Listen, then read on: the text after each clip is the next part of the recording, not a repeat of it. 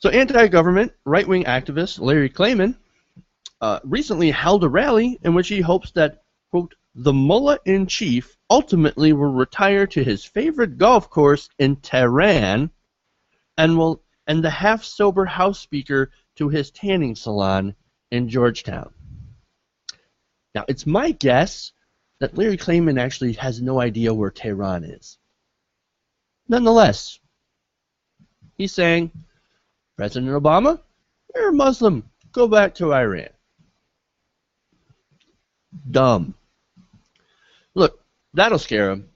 Yeah, that'll get Obama to step down. Oh, that'll work.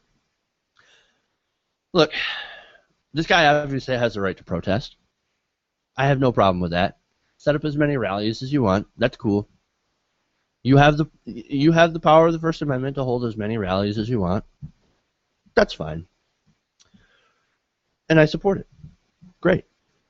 But it's kind of funny. I'm going to talk about Larry Klayman's goal. Now, his goal was to peacefully and ultimately remove the tyrant, evil fool in the White House, as well as corrupt Republican leaders like Boehner and Senate Majority Leader Mitch McConnell. Yeah, let's get rid of those rhinos. Yeah. All right. Well, what happens afterwards? Once he gets rid of the evil Obama, what does Larry Klayman plan to do? Well, he planned on actually creating a new Continental Congress so they can create a new ultra-right-wing government. Hilarious. This is great. Look, and he calls himself a patriot, trying to create a new government. In creating a new government, you kind of have to destroy the old one. And is that not the definition of someone who is a traitor? I'm not saying. I'm saying. But look, here's an idea, Larry. Here's an idea. Instead of holding rallies in order to try and force elected politicians to leave office, why don't you actually try to win elections? Hey, there's a novel thought. Go out there, spread your idea, and see if you can get the votes. Oh, that'd be fantastic, right? It's the democratic process at work. Representative government. After all, that's what America is founded on, right? That's what true America is. Consent of the governed. So, Larry, why don't you go out and get people elected that share your views? Oh, right. Because you can't. Because Americans don't like you. They don't like your ideas. And they don't like your extreme ideology. So maybe that's why you don't go out to try to win elections, because you can't. Because the public is not with you. Americans are not extreme right-wingers. They're also not extreme left either. They're somewhere in the middle. Imagine that. And there's a wide spectrum. Look, and it shows too. Well, why? Well, you know how many patriots showed up to his rally? About 100. Where were the millions that he said would show up to this rally? Where were the millions of people that were going to rise up and force President Obama out of the White House, to drag him out, by his ear, and toss him over into a plane and ship him to Iran? That was the whole plan, after all, right? Apparently it didn't work. 100 people showed up. And look, like I said, this is not a popular ideology. We see so many rallies lately by the fringe right, such as the truckers rally, the failed truckers rally in D.C. They did not shut down D.C. There was like 3 trucks driving around, maybe 5, I don't know. Wasn't very many. It certainly wasn't the thousands of truckers that they expected. How about some of the Benghazi rallies? 100, 200 people. What about the World War II memorial rallies during the government shutdown?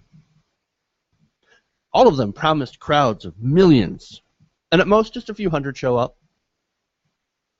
And of course, these people that do show up, they're waving signs like stop Sharia law, as if that's a problem, as if that's somehow Sharia law is creeping into our government. Look, a lot of these people just cling to these scandals, these supposed scandals, like Fast and Furious, that have been long debunked. But facts don't matter to these people, to the people that believe this stuff. The facts don't matter. And look, let's be honest about who goes to these rallies.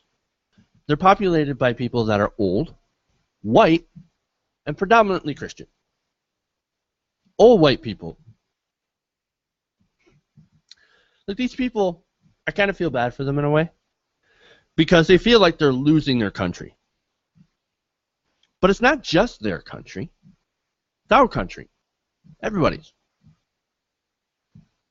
And we all have to live in it together. And we all have to get along. And I think that's something that scares the shit out of them. Because it's not, America isn't just made for a certain subset of people. People like Larry Klayman. It's not made for him. Okay? We're a country that is filled with a lot of different people. From our diversity comes a certain strength. Because we can borrow all the best ideas.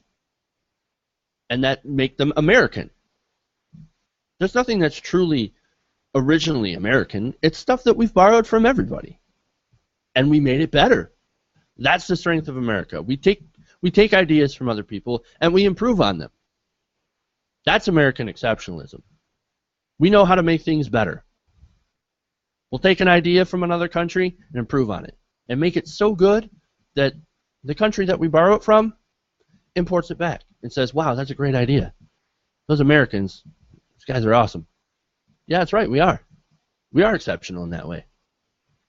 Because we're a nation of thinkers. And we're a nation of builders, and we can do it. And we're smart. And we're hardworking. We're productive. We get shit done.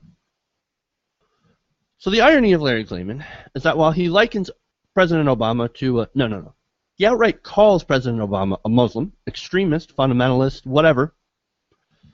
Fundamentalist Muslims and Christians actually have a lot more in common than even Larry Klayman likes to realize. Well, what do they have in common? Well, they're both very anti-gay. In fact, over in some of these Muslim countries, they kill gay people. Just for being gay. And of course, they're all not in favor of women's rights. You see the battle here in the States over abortion rights, over contraception, and then over in fundamentalist Islamic countries, you've got women that are covered up from head to toe. You don't think these Christians, fundamentalist, crazy fringe Christians, I'm not talking about the normal Christians, okay? I'm talking about the fringe people.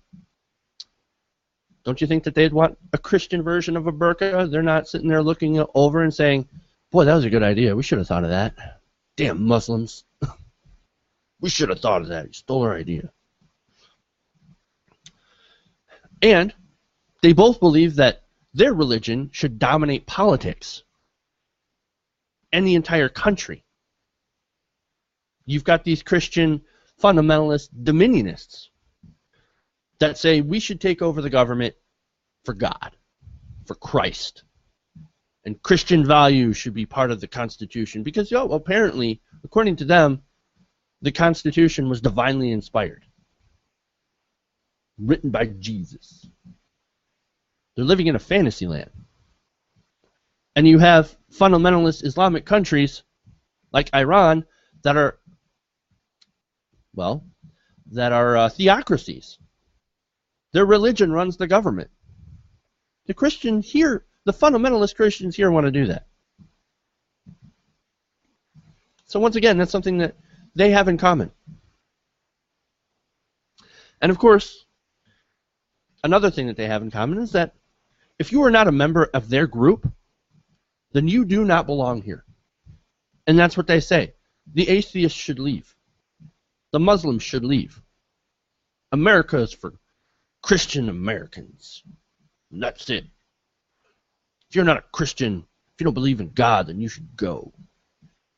That's not what America's about. But that's the America that Larry Klayman wants. I was going to say Ted Cruz there, because I'm also sure that Ted Cruz also wants that kind of America. And look, because of this, it's no wonder that these rallies do not appeal to the majority of Americans. As disgusted with our political system as they are, people still believe in our system of governance. As flawed as it is, they don't want people like Larry Klayman to overthrow the government. That's crazy. And that is why these fringe right groups continue to fail over and over again in their rallies, where 100 people show up to these rallies. Not millions. Because Americans don't want to break the system further. The people don't want to break the system. The people actually want to fix the system. They want to elect people to fix it. They want our political system to work. They want our senators and our congressmen to work together, not fight each other. They don't want to throw the baby out with the bathwater. And look, the fixes vary. Okay? The best course of action varies. Both sides can come up with good ideas and have in the past. And look, nothing is fixed by starting over from scratch. You can't just start over. Well, look, my personal opinion of what I think will fix the system is getting the money out of politics. And that's something we can all agree on. Democrats, Republicans, Libertarians, Independents, Greens, you name it, across the board. The people that know what's going on know that money drives our politics these days. And that money is the problem. And so, instead of trying to get the Muslim out of the White House, maybe we should get the money out of politics. Maybe that will create a system of government that will truly represent all the people. Hey, thanks for watching this video. Please leave a comment below. And if you enjoyed this video, make sure to hit the like button and share with your friends. If you want to see more, go to our channel at youtube.com/TYTNation. And if you really want to support the show, support this channel, go to our fundraising campaign at www.patreon.com/TYTNation. The website is in the description below. Thank you guys, and keep watching.